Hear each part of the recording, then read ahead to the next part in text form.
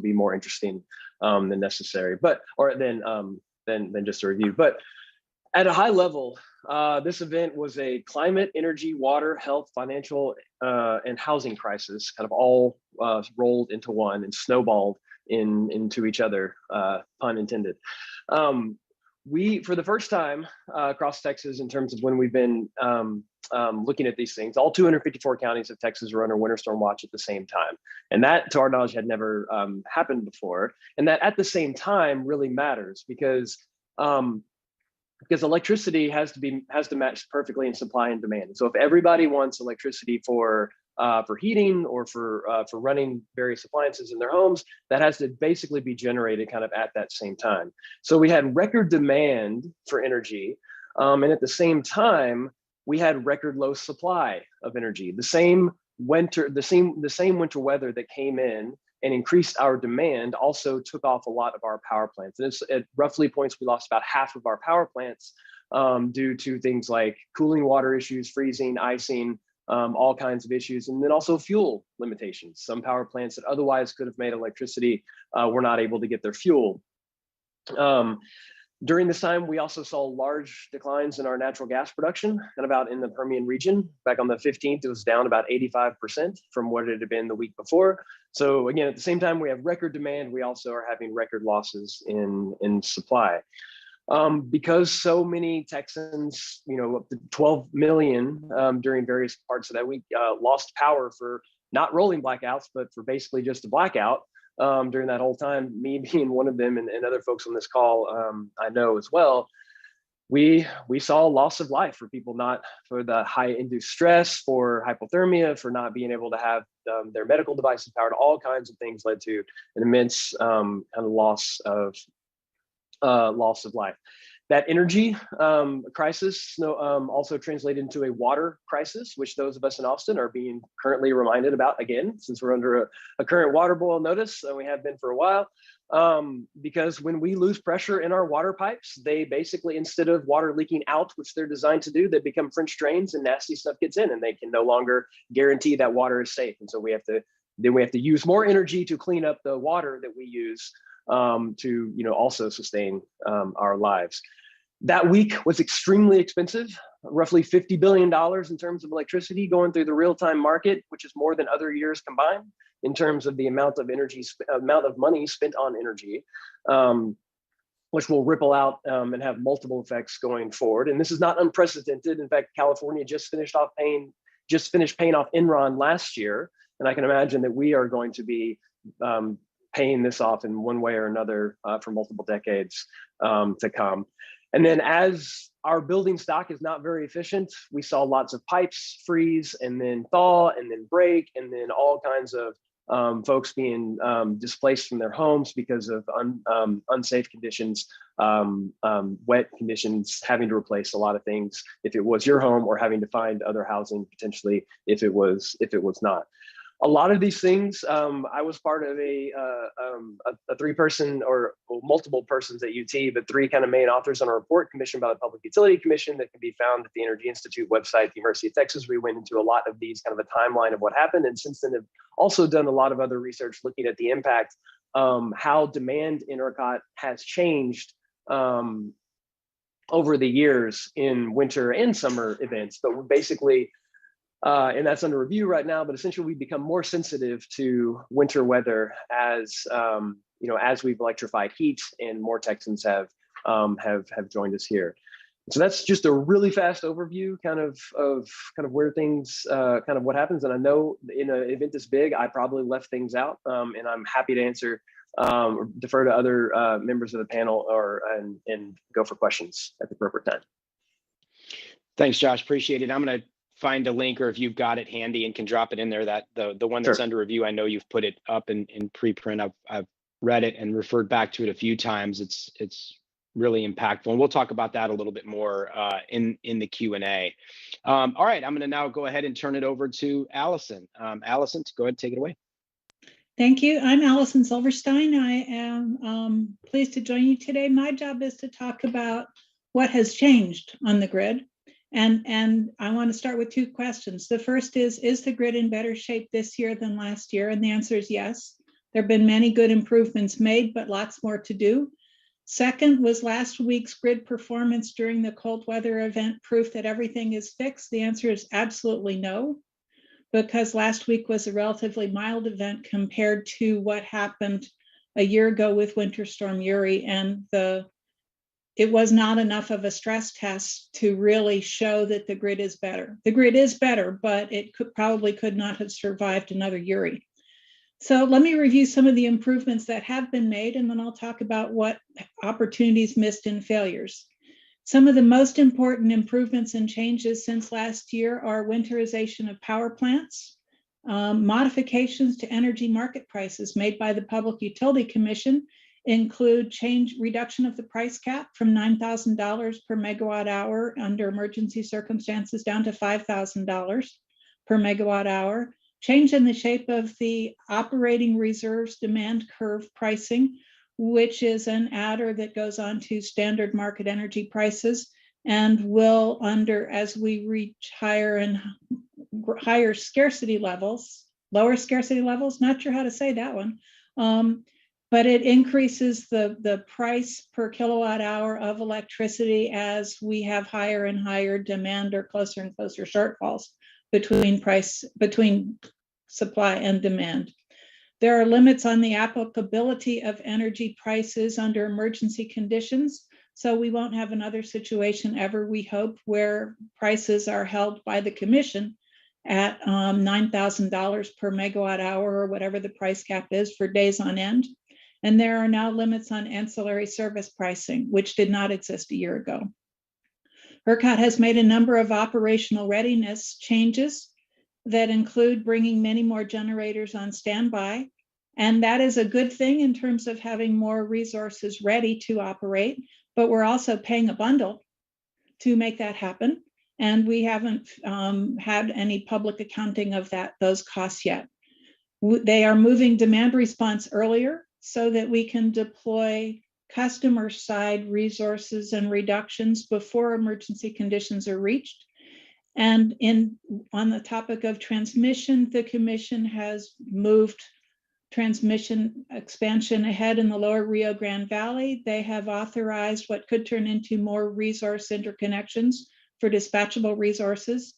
And they have accelerated processing of the Southern Cross interregional transmission project. That doesn't mean it's approved, but they have finally removed the obstacles to this commission considering it for possible approval.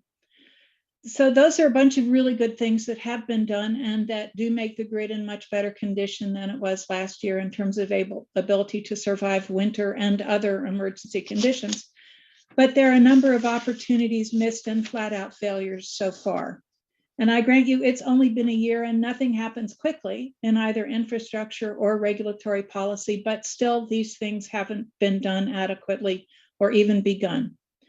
The natural gas system has not been winterized. This was the single biggest cause of the Winter Storm Uri disaster last year, other than cold weather itself. And fortunately, we have Virginia here to talk us through all of the things that need to be done on that. The commission has not even begun considering the role of demand in causing the magnitude of the failures here and how we address that by expanding energy efficiency for Texas residential and small commercial customers in particular. The commission has not, nor has ERCOT, done much to expand structural demand response in terms of who can provide it, how much we can get, and how to use customer resources aggregated to create dispatchable resources like virtual power plants that we can use to increase resource adequacy and flexibility. The PUC has not conducted any detailed analysis of the reliability and cost implications of any of the reliability options that they have considered to date or are talking about moving forward in the coming year. And ERCOT has not yet performed any sophisticated analysis of the short-term and long-term resource operational or adequacy needs. And how do we operate a grid with changing resource mix and changing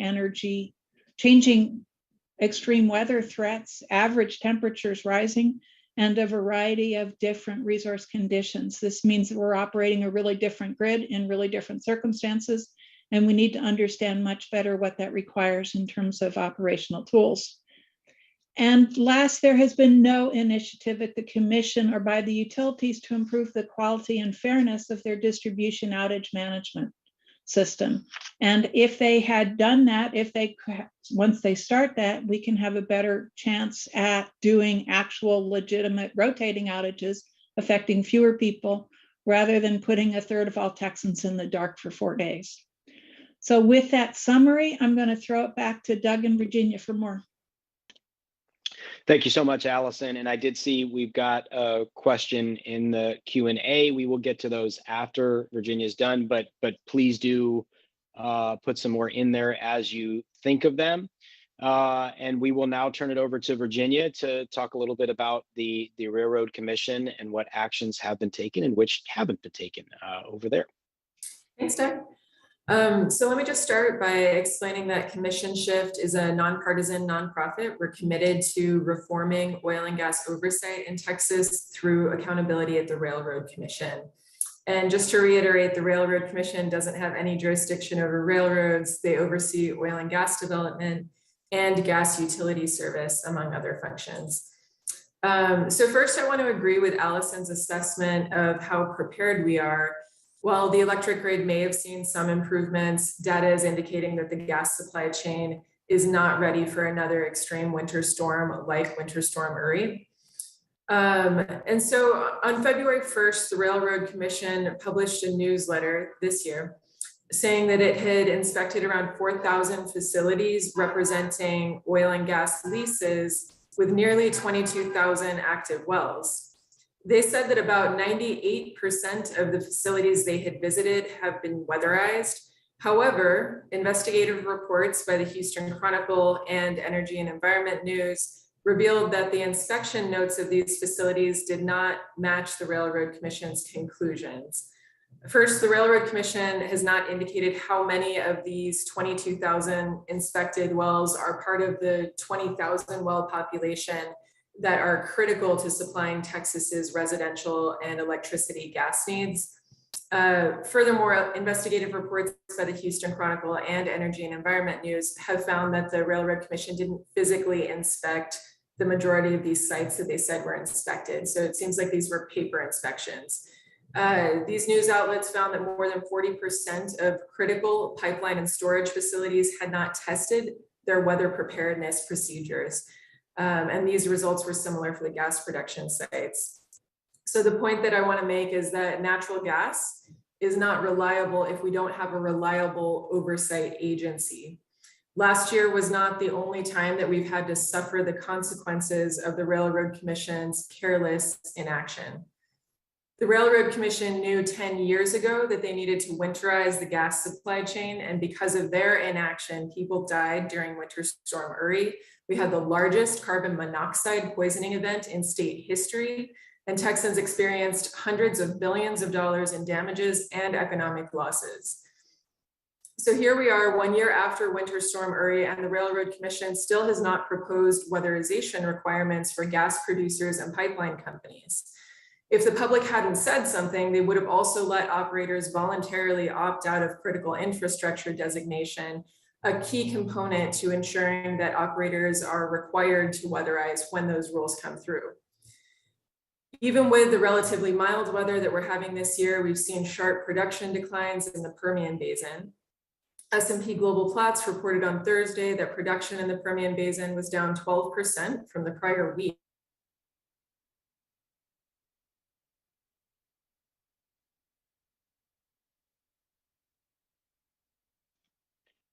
Hopefully she'll be back with us in 1 second here.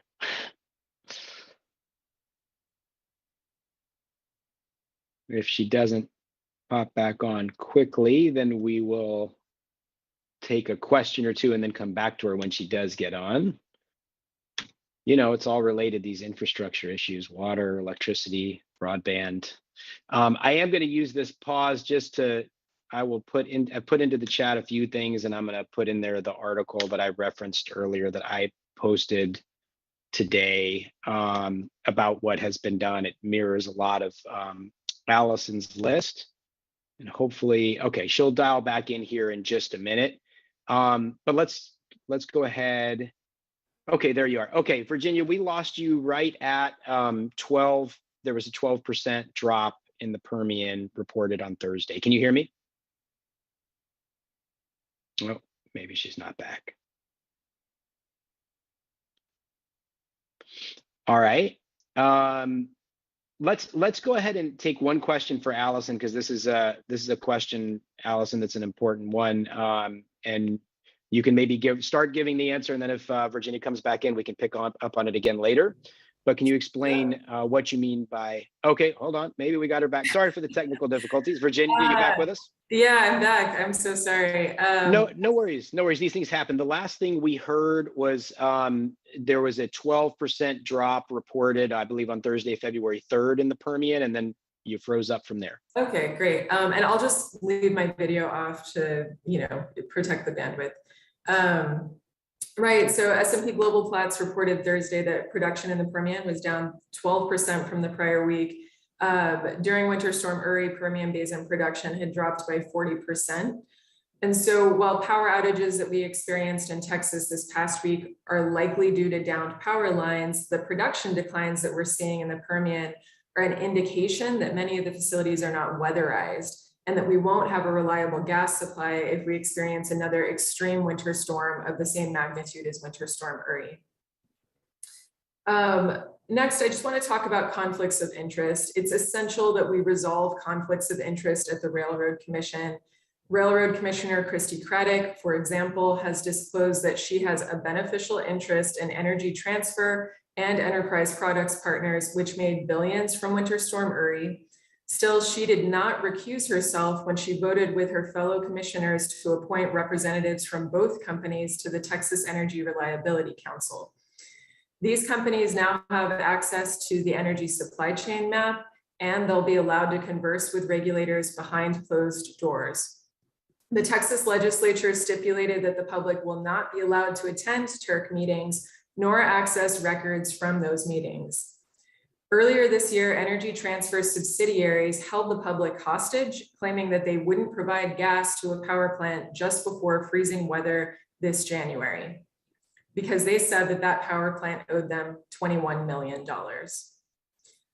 The legislature and the Railroad Commission approved proposals that will pass the costs of extraordinarily high-cost gas to consumers for decades, without waiting for the Attorney General or FERC to finish their investigations on price gouging or market manipulation. And now we're all paying more for energy that we did not receive.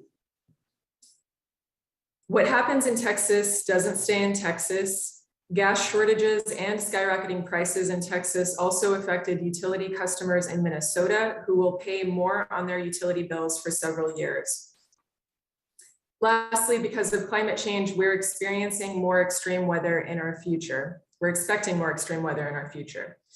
Legislators and railroad commissioners have been denying climate change for too long, and it often seems that they're all too ready to profit from these disasters instead of preventing them. We're tired of seeing so much evidence that our state leaders care more about business profits than the health and safety of real people. It's time for our leaders to put the people of Texas first.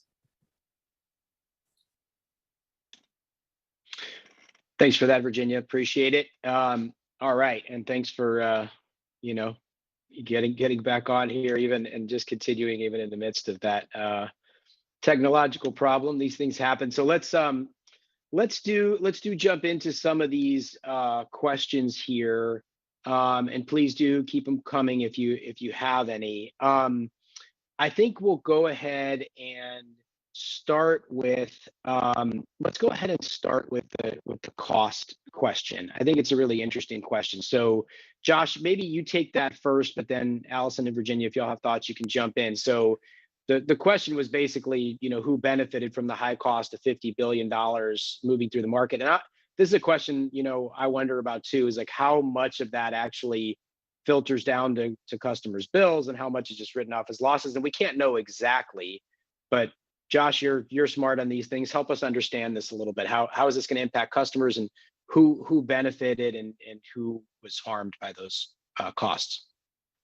Yeah, so I mean, I think it's I think at the end of the day, the customer always is going to pay, right? So I mean, eventually, through multiple different types of mechanisms, I think this will make it down to our bills, whether that's through a new fixed charge that comes through, or an increased volumetric rate for electricity. Which, if you look at the Power to Choose website, which allows those in the deregulated areas of Texas to choose their electricity provider, the rates are higher than they were before the storm. So pricing in some of that kind of thing. And I imagine some of the more regulated entities will be coming forth with rate cases and things like that to try to recover some of these costs. I mean, we can really look at, as was spoken to, by the other panelists, in terms of, I mean, who made money on the deal. There were a lot of natural gas utilities made money if you were able to provide natural gas during that time.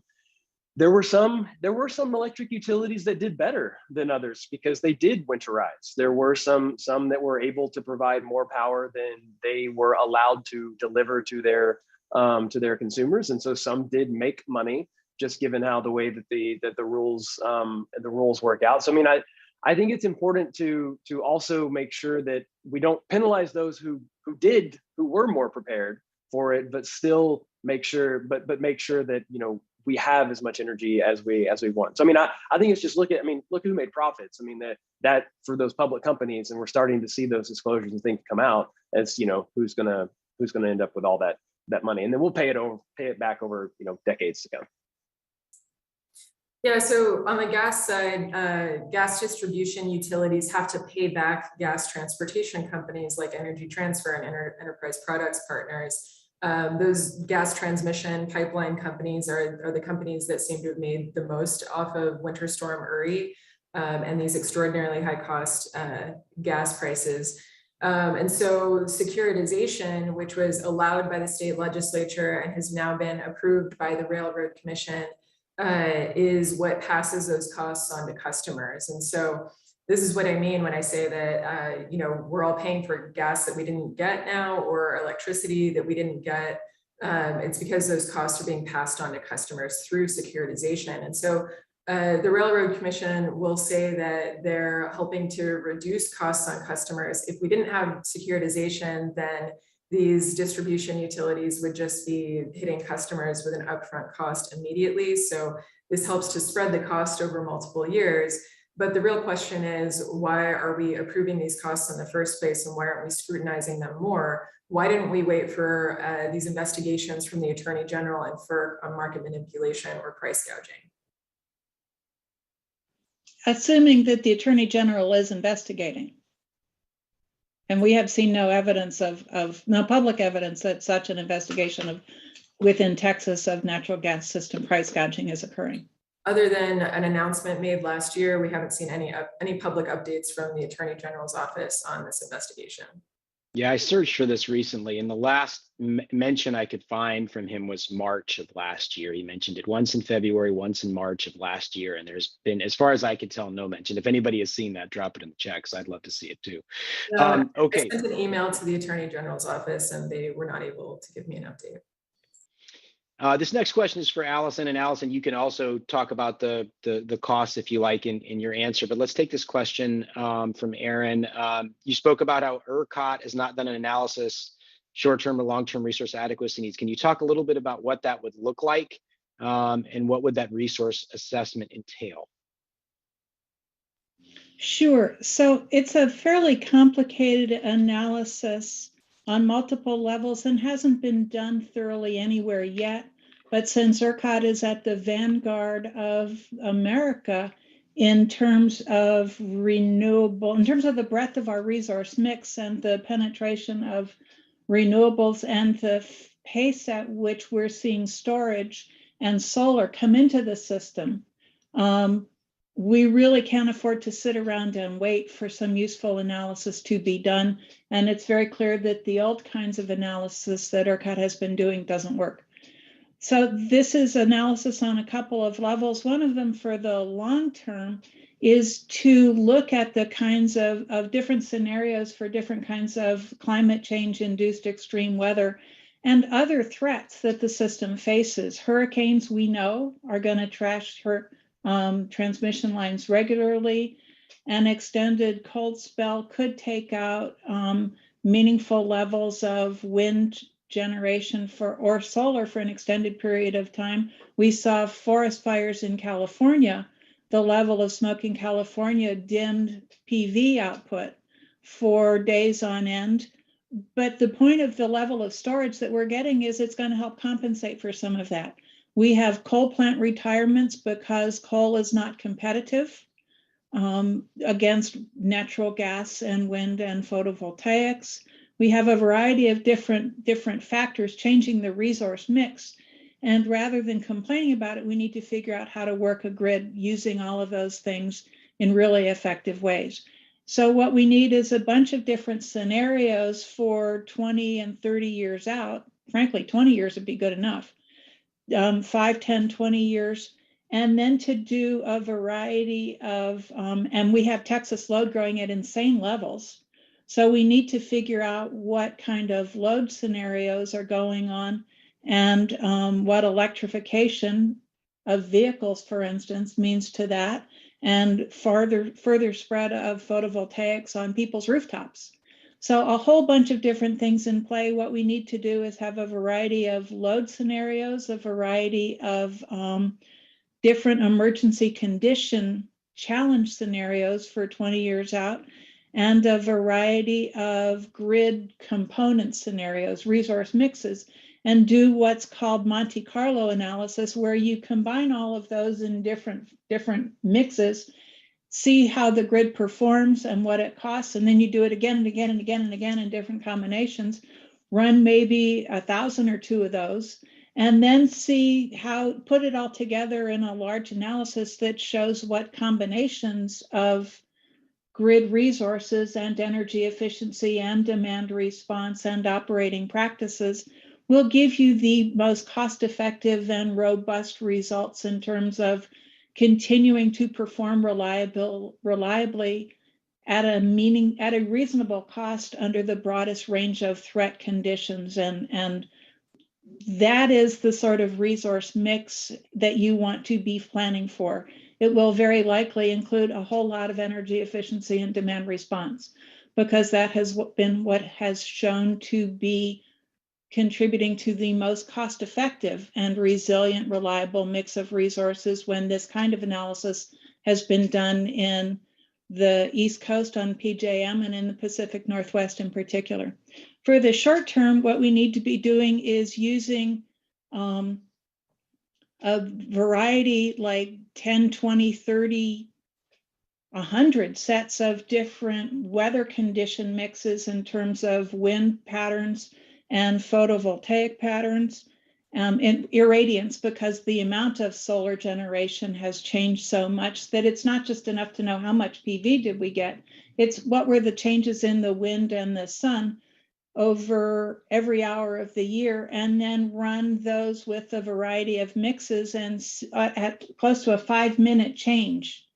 Every 5 minutes, how does the amount of wind and solar generation change? What does that mean for different load mixes? And can the what our friends in the generation community call dispatchable resources, the gas plants and others, can they keep up? And so what kind of resources do we need in terms of fast ramping resources, in terms of frequency management and other ancillary services to be able to operate the grid reliably? ERCOT has not done that, and the PUC has not ordered them to do it. At this time, we are still designing policy, unfortunately, pretending that having dumb old steel on the ground is sufficient to operate the grid reliably. But the experience of every analysis and every actual ERCOT operation and other systems tell us that what matters today is speed of response and reliability, dependability. Is it going to be there when I need it? Not just, is it a hunk of steel on the ground that could theoretically operate in, a hot August day? That's not good enough anymore. So we Yeah, need a really different resource mix and a really different set of resource products.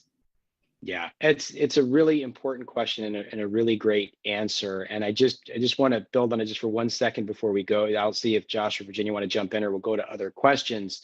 But we were talking earlier about the $50 billion that moved through the system last year and how those costs ultimately make their way to customers.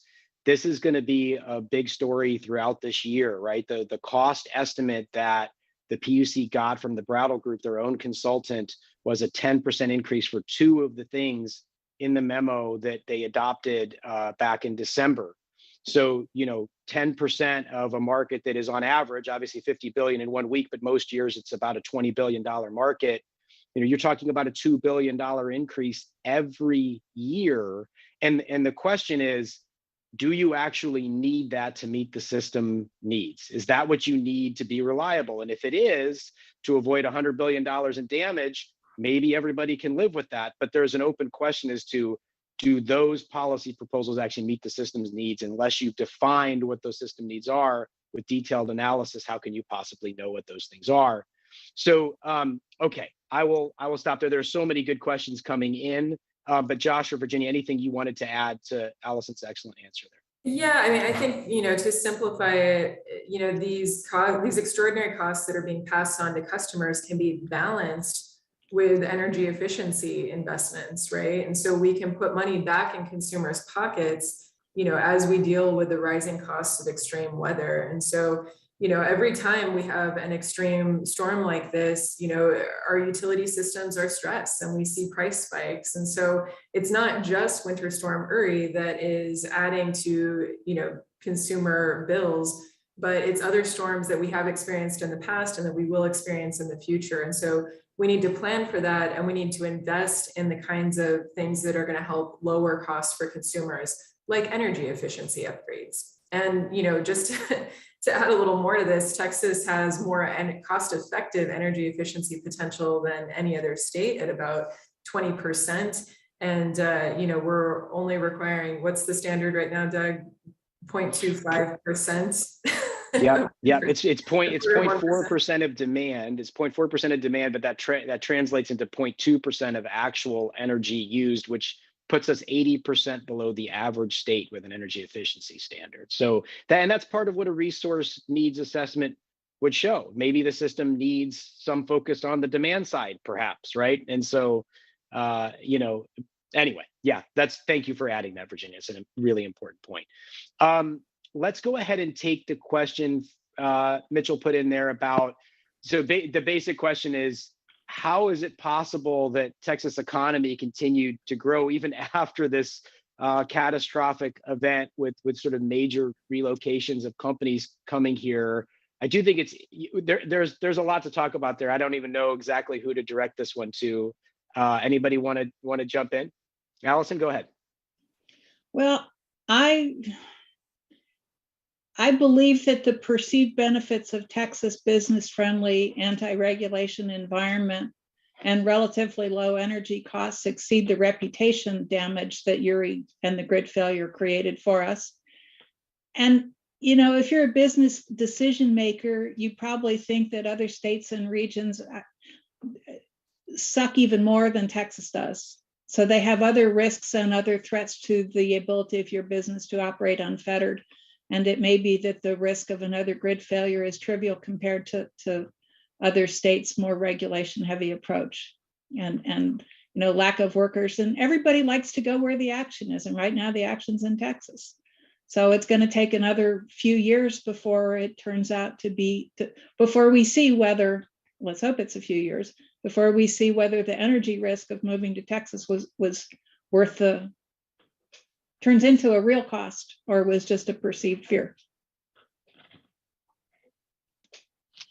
Yeah, and I don't know if others have heard this. I've certainly heard anecdotally there were other businesses that did reconsider relocations here. So, and some pretty large ones, but yeah, others went ahead and came here. I do think it's interesting that I believe it was it on the Samsung one that they're actually going to be And I believe this made it into one of the articles. I can't remember which article it was, but they're going to be in Encore service territory. Encore obviously covers a much wider area, and that they believe that they'd be able to rotate the outages better than in Austin Energy service territory. I don't know whether it's an interesting thing. There's so many dynamics at play in these kinds of things, and it's a fascinating question. I appreciate you asking it, Mitchell. All right, let's go to a question from Justin. So this one is, I'm just going to read it because it's kind of detailed. Brad Jones said in briefing before last week's storm, there was 86 gigawatts of supply to meet 71 gigawatts of peak demand, but included in that figure apparently was 10 gigawatts of wind from the western part of the country. Josh, I think I'm going to give you this one. Can you talk about how reliant the Texas grid is on out-of-state power, and whether officials have made any meaningful improvements in ERCOT's ability to import out-of-state power during shortages? And Josh, I'm sure you're going to say this, but there's 1.2 gigawatts of DC connections. So either you misheard that or he just sort of misspoke, but there's not 10 gigawatts, but maybe give a little more context there, Josh. Yeah, and probably in the context of country, just talking about Texas as a country, as sometimes we like to think of ourselves, but probably talking about all the wind that's out in West Texas, maybe something in the Panhandle. There are parts of the Panhandle that are in SPP that, you know, for Amarillo and places like that. But yeah, our connections to other grids are small, as Doug mentioned, relative, you know, 1,200 megawatts versus, in this case, you know, demand was, you know, knocking on the door of being above 70,000. So relative to demand, our connections are small. There's the possibility of increasing those connections. It runs into resistance. I mean, one of the reasons that we're not better connected to other parts of the country is that if becoming too connected could trigger interstate commerce clause and have us fall more so under FERC jurisdiction. And we kind of like the sandbox that we have that no one else can play in. That no one else can tell us how to play in sometimes. And so generally that's kind of where it's at. Although if we get permission to do more of these DC ties, not synchronously connected, which is a wonky thing about being on the same frequency, but it's possible to better connect, but I haven't seen any, you know, major non-academic studies that have looked at that recently anyways.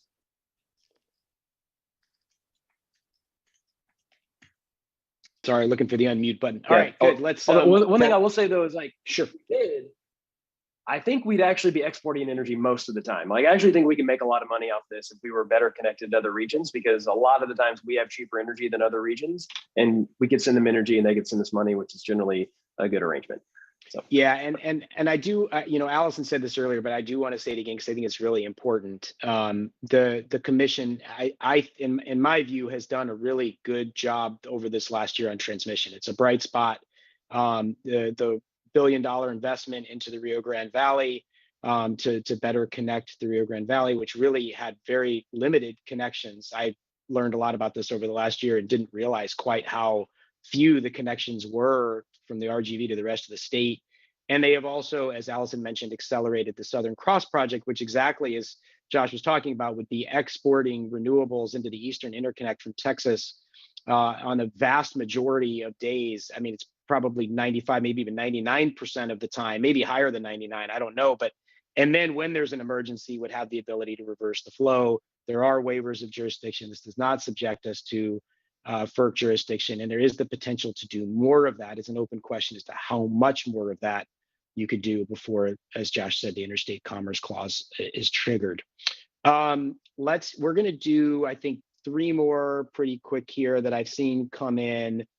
There was a question which I think has mostly been answered through the chat, but I think this is a really important point because I think there's a lot of confusion around the Railroad Commission regulation of requiring winterization. So there is a requirement in SB 3. Virginia, do you just kind of want to talk through what that requirement is, how the law reads, how the timeline's been sped up a little bit, and maybe what you expect this year? Sure. So there's a few different parts of the gas supply chain actually coming to winterization, right? And so like the first part that we've already passed is the critical infrastructure rule. So that's where the Railroad Commission established a rule to designate which facilities would be considered critical.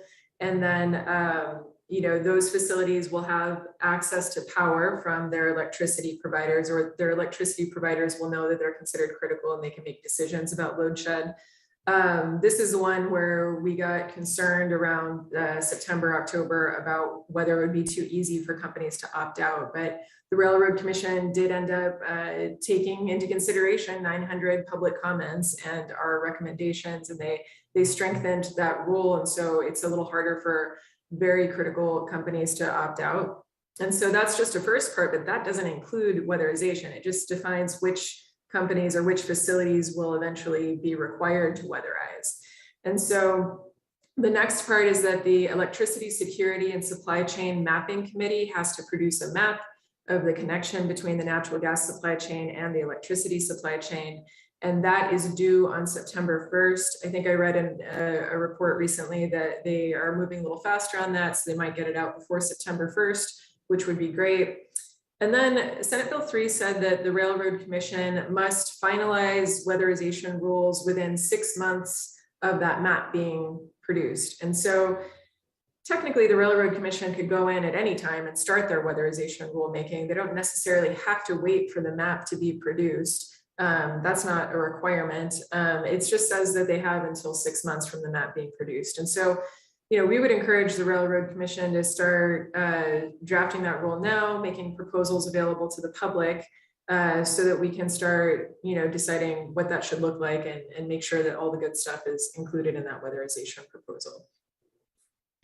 Yeah, and I'll just add to that. I think one thing I'm really going to be watching for, and I'd encourage everybody in the media to watch for as well, is when that map comes out, how narrowly are they drawing the parts of gas supply that are connected to the power industry, or how broadly? Thinking more positively, maybe it's if it ends up being very narrow, then we're going to end up with very small parts of our gas supply winterized. So that map is hugely important, and Virginia is right. The executive director of the PUC, Thomas Gleason, has said on a couple occasions they expect to complete that map by April, which would then start that 6-month clock, and the winterization rule would have to be done by October. That doesn't mean there would necessarily be enforcement by that point, because they've got I believe another 6 months. I'd have to go back and check that. But so there's no guarantee that a winterization rule would be enforced in advance of winter, and there's certainly no guarantee that a strong rule would be passed and enforced. So that's going to need a whole lot of attention, just like the critical infrastructure designation rule got a lot of attention. All right, let's go ahead and take Brett's question. He directed this to Josh, and Josh, if you want to take this, or others could as well. The overall fuel generation price performance during last week's storm was not reflective of poor performance. Gas prices stayed about $5, did not spike. Is this in any way an indication that gas suppliers have done a good job of being better prepared?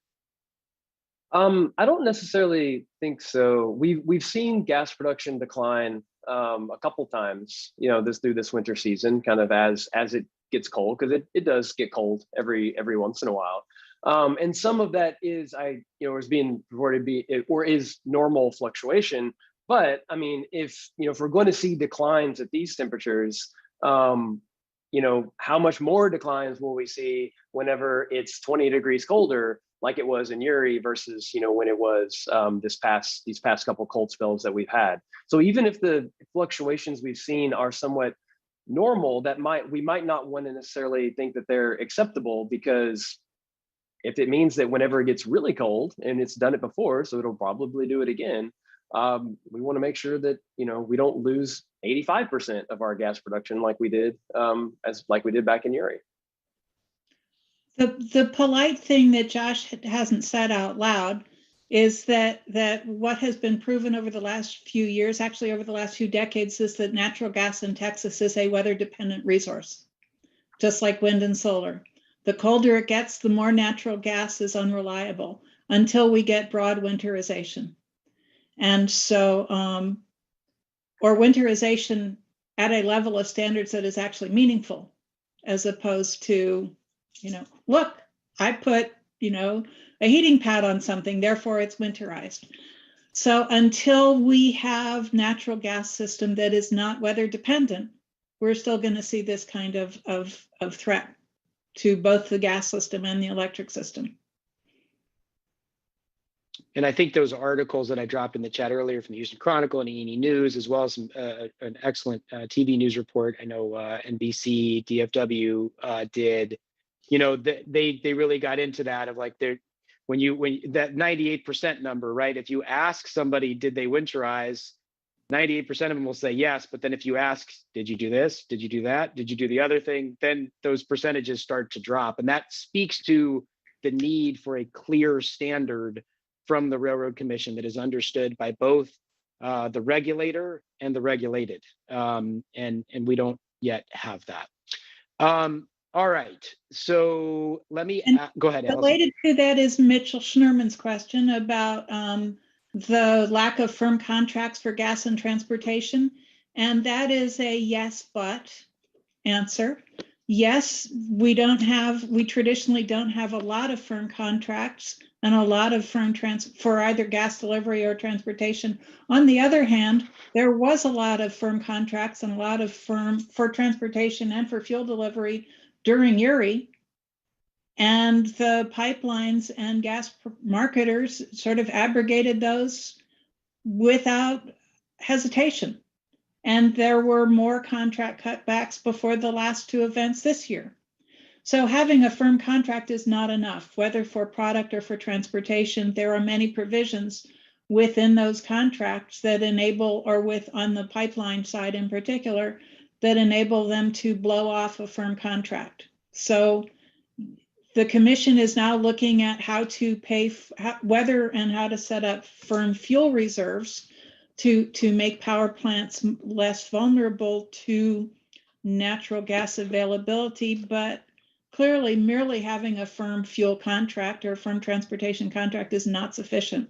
So until there's massive contract reformation, which of course the gas industry will propose, and which will, as you note, raise costs to the electric generators, this isn't going to be a problem that's easily solved, and it's not a good excuse.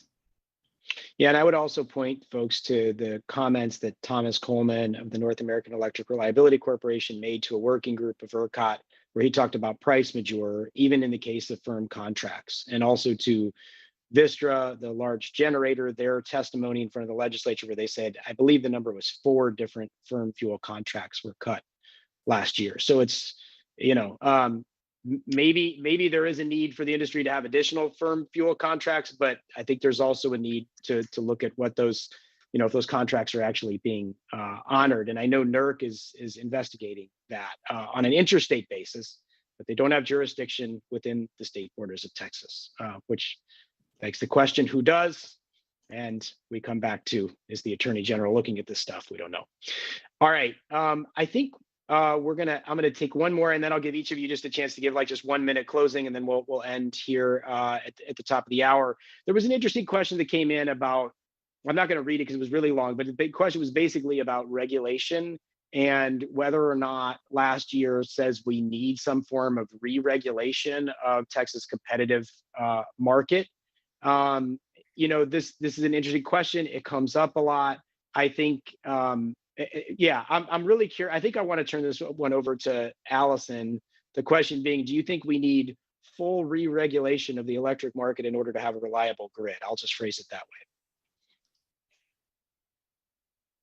No, because you can't put that genie back in the bottle.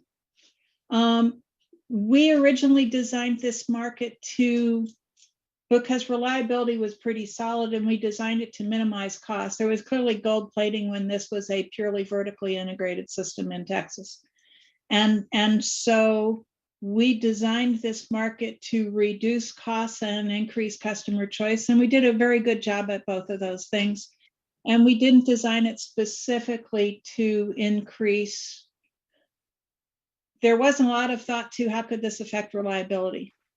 And today it's really clear that, quote, public power is not a solution, at least not alone, because public power is buying from the broader market. And I don't think anyone is going to be in favor of fully re-regulating. And remember that this is Texas, the land where nobody wants regulation. So the idea of moving everything back under government control is, I think, going to be a non-starter. Yeah, and I think there's just a balance here too to be struck between competitive market forces that drive prices lower and regulation. And I think one way to think about this is it is not a binary. This is not an on-off switch. This is a dial. And we probably need to turn the dial towards some more regulation, but that does not mean a complete re-regulation of the market or removal of market forces and competition from the market. All right. Yeah. Josh, go ahead. I will say that there are the grids to the north and the east of us that have more regulation. Also, we're experiencing blackouts, not as bad, and not for as long. But if we were re-regulated, we would have to get these winterization things through, a rate case making or certificate of convenience or whatever the mechanism is in the regulated space that we would have to do that. So I don't think it's guaranteed that we would have more of that under a regulated system. But yeah, I think there's ways we can make our market better, as Doug said. I know we're getting real close time. Yep. All right, great. Just final, and you don't have to, but if you have any final thoughts, you just didn't get in. Allison, Josh, Virginia, anybody want to? Nope. Allison, you're good. Virginia, anything else you want to say? You're good. Josh, any final thoughts? All right. I'm good. Hey, thanks everybody for joining today. Again, we'll have the recording available afterwards. We'll send it to each of the attendees. Thank you so much to Allison, Josh, and Virginia for taking time to do this. And thank you to all of you for attending. And with that, we'll go ahead and end. Have a great day. Thank you. Record.